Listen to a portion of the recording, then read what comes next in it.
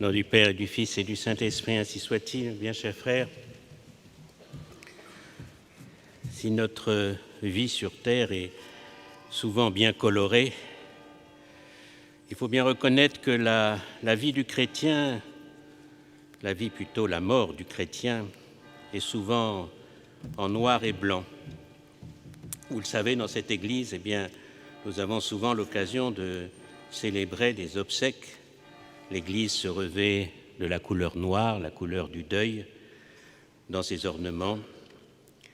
Sur le corps du défunt, l'Église porte le deuil. Mais elle a parfois aussi l'occasion de célébrer des obsèques en blanc. C'est ce qui est arrivé encore cette semaine dans cette Église. Une petite fille de 2 semaines qui a reçu ici les hommages de l'Église. Je dis bien les hommages de l'Église, puisque si les défunts chrétiens ont leurs obsèques en noir, les enfants qui sont morts après leur baptême, sont enterrés sans cérémonie particulière. L'Église peut célébrer, elle n'est pas obligée, une messe à cette occasion, souvent la messe des anges, ou n'importe quelle messe, la messe du jour, de l'office. Il n'y a pas de prière à l'intention de cet enfant, parce que c'est un enfant qui est au ciel, qui est rentré tout de suite après sa mort dans la béatitude éternelle. Le chrétien, lui, le chrétien adulte, a des obsèques au cours desquelles on prie pour son âme. Ce n'est pas une condamnation, c'est qu'il a eu à pratiquer la vertu, et ayant pratiqué la vertu, il a pu contracter des attaches à ce monde, et c'est pourquoi l'Église prie pour lui. C'est pour ça qu'il y a cette cérémonie de l'absoute. C'est pourquoi on continue de l'accompagner par des messes dans les années qui suivent. Bien, chers frères, ces obsèques d'enfants sont moins fréquentes aujourd'hui avec les progrès de la médecine, même si cela arrive encore. C'est rare chez nous, dans nos sociétés qui ont progressé matériellement, mais il y a encore beaucoup de pays où la mortalité infantile est grande. Mais je voudrais vous citer ce qui se passait il n'y a pas si longtemps, puisque j'ai regardé dans les archives de notre paroisse ces jours-ci, et je vous donne un exemple de ce qui se passait. Par exemple, j'ai pris au hasard, je me dis bien, mes bien chers frères, c'était toutes les semaines ainsi. Dans la semaine du 22 mars au 29 mars 1866, dans cette paroisse Saint-Nicolas du Chardonnay, qui ne drainait pas des fidèles de toute la région parisienne, mais simplement des fidèles du quartier. Jean-Félix de Peretti, obsèques à Saint-Nicolas, mort à 22 mois. Marthe Duvouchel, morte à 18 jours. Marie-Éléonore Maupex, morte à 12 jours. Louis Godevin, mort à 5 ans. Paul Chounen, mort à 18 ans. Et le 29 mars, dernier jour de cette semaine, obsèque d'un enfant dont on n'a pas marqué le nom, âgé d'une demi-heure. Je vous les cite, mes bien chers frères, parce que ce sont nos paroissiens et ils intercèdent très certainement pour nous du haut du ciel. Oui, il faut avoir cela à l'esprit. Nous sommes dans le temps de Pâques. Vous allez me dire, c'est peut-être pas le temps de parler de la mort, mais Pâques, c'est la fête, la célébration du baptême. Vous avez vu ces nouveaux baptisés que l'on revêt de l'eau blanche après avoir reçu le sacrement de la régénération. Eh bien, cela nous rappelle de la nécessité du baptême en notre Seigneur Jésus-Christ pour être sauvé. Vous savez que tout homme, pour entrer dans la béatitude de Dieu, pour sauver son âme, doit recevoir le baptême d'eau, comme nous le recevons la plupart d'entre nous. Il y a aussi pour ceux qui sont martyrs, le baptême de sang, et aussi le baptême de désir, ça c'est pour les adultes.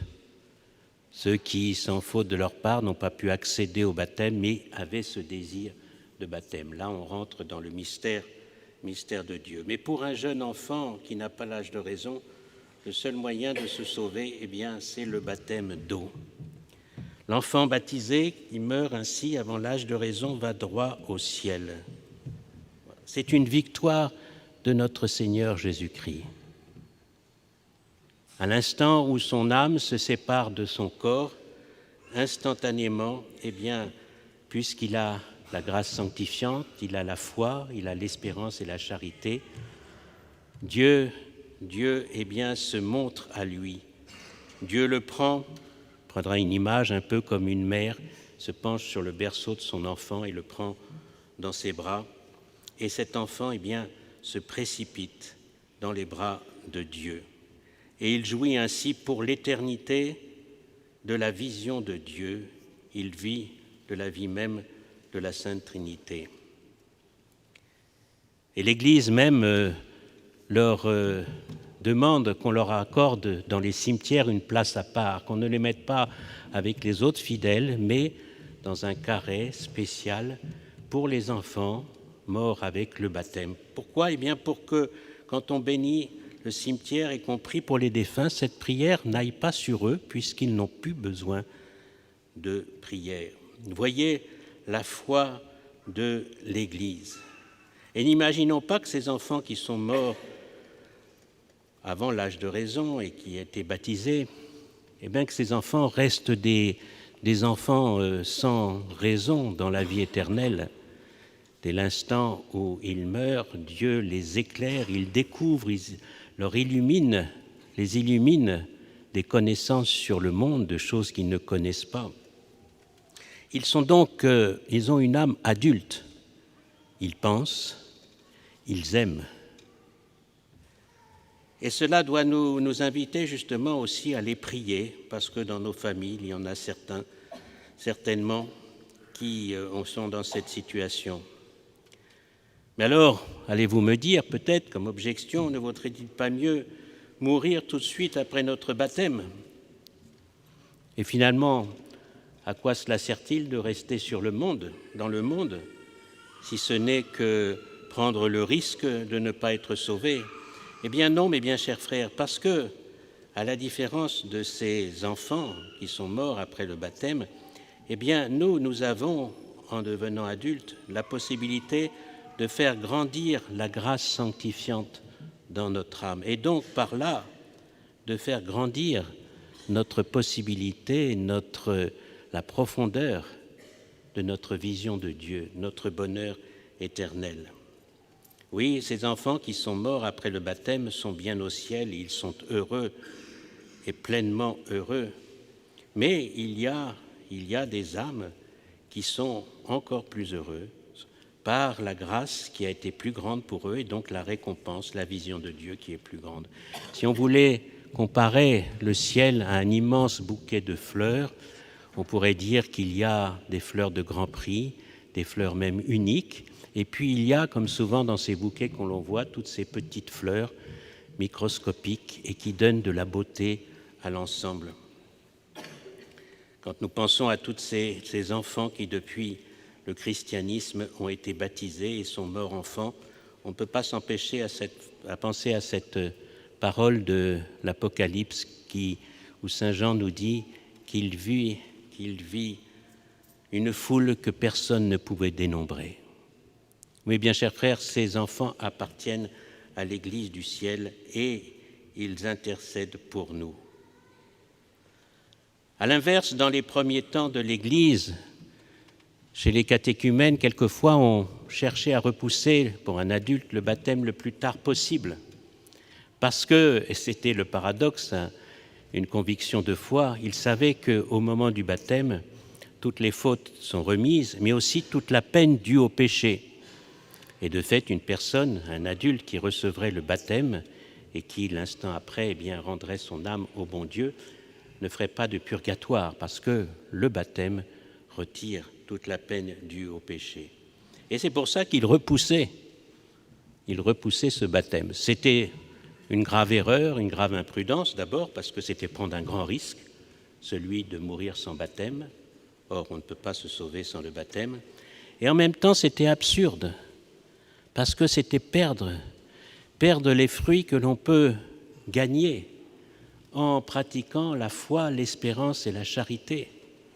Le moindre acte de charité fait par une âme en état de grâce, saint Thomas d'Aquin dit, c'est plus beau que tout l'ensemble de l'univers naturel réuni. Plus beau que les étoiles, plus beau que les montagnes, plus beau que toute la nature réunie, la perfection de la nature. Un seul acte de charité fait envers Dieu. Alors, mes bien chers frères, les messes des défunts adultes sont en noir.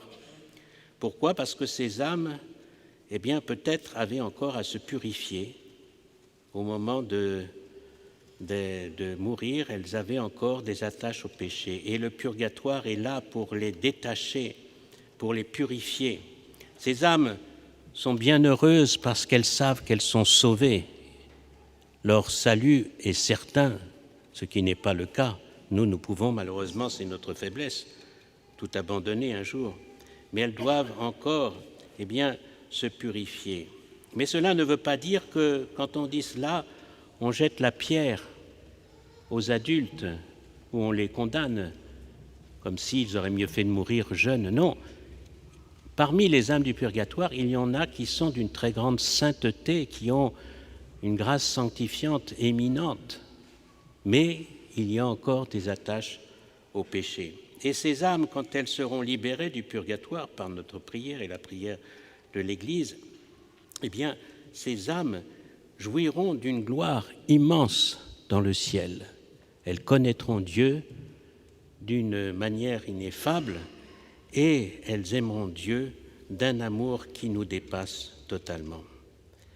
Tout ça, mes bien chers frères, pour voir que la grandeur et l'importance du baptême et de la grâce sanctifiante que nous donne ce baptême par lequel le Saint-Esprit habite dans notre âme. Vous le savez, c'est une très belle cérémonie lors du baptême.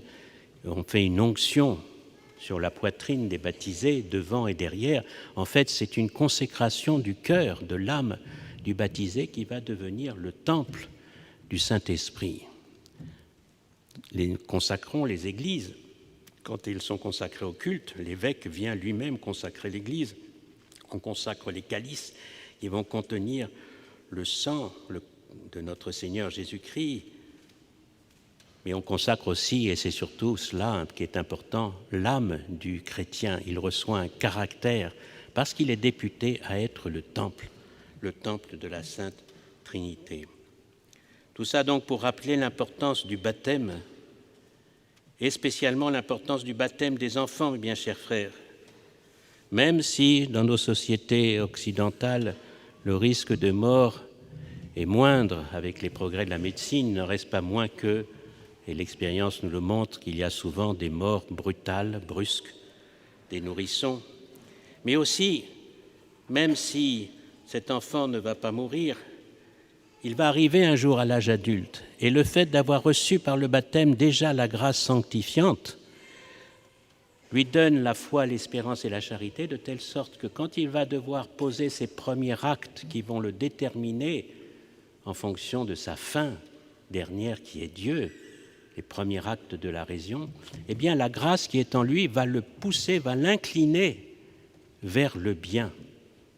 Ne le laisse pas quelque sorte neutre vis-à-vis du bien et du mal, mais va le pousser, l'incliner à faire le bien. Et donc on le dispose par le baptême à, dès les premiers instants de sa vie d'adulte, vivre en vrai disciple de notre Seigneur Jésus-Christ. Et c'est pourquoi le baptême des enfants est si important et qu'il est absurde de dire on attendra qu'il grandisse et qu'il soit capable de choisir lui-même. Les parents chrétiens ne peuvent pas avoir cette pensée qui serait absurde.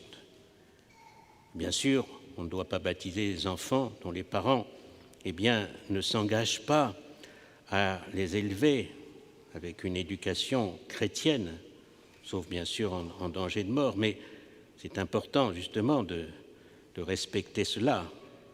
Il n'y a rien de plus terrible qu'un enfant qui serait baptisé et puis à qui on ne donnerait rien.